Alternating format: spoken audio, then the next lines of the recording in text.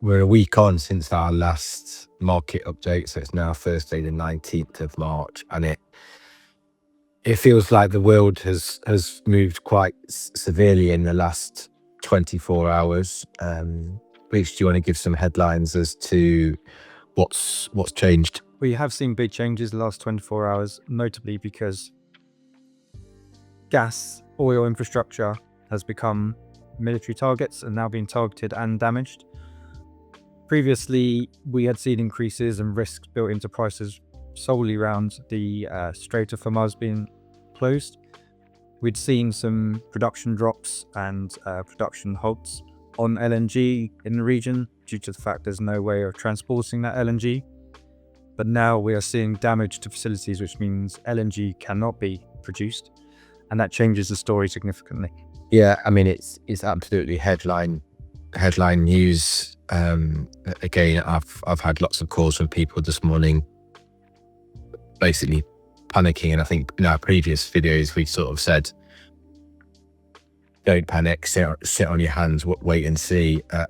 I do feel like this has changed actually a bit in the last 24 hours, particularly as you said, that we're seeing the wholesale increases sort of bleed into those front months and front seasons, and they're now going into 27 and 28. So let's I guess talk practically about what people should be doing and thinking about. So let's say someone's got a contract due this year. We know that April and October are the most common contract start dates. So let's say someone's got a contract due this year. What should people be doing or thinking right now? Those changes in the last 24 hours has meant that we've seen huge increases in near-term contracts. Now, if you have contracts affected in that period, it would make sense to be assessing your options. And when you look at those options, I'd be very much thinking about short-term contracts, 6 months maybe. We can always reassess that after that period or during that period.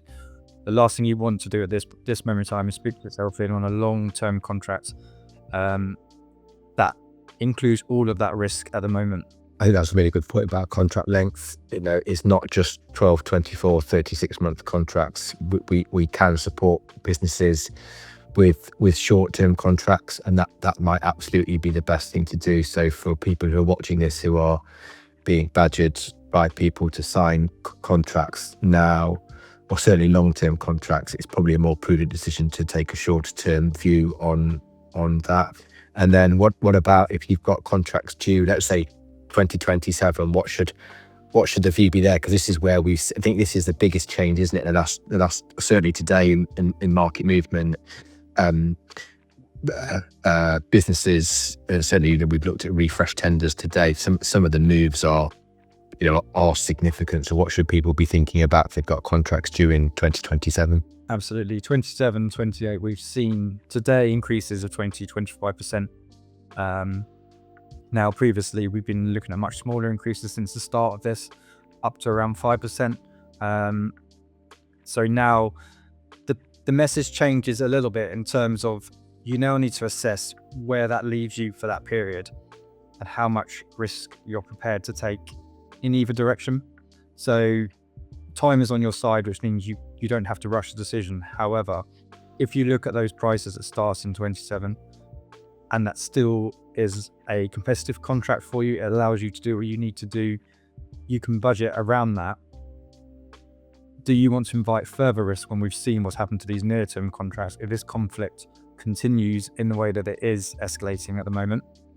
And also the knock-on effect through summer. So we're getting to a point where there may actually be a supply and demand issue. We're not there yet. However, we are relying on stored gas stocks across Europe, and that'll be the same for Asia.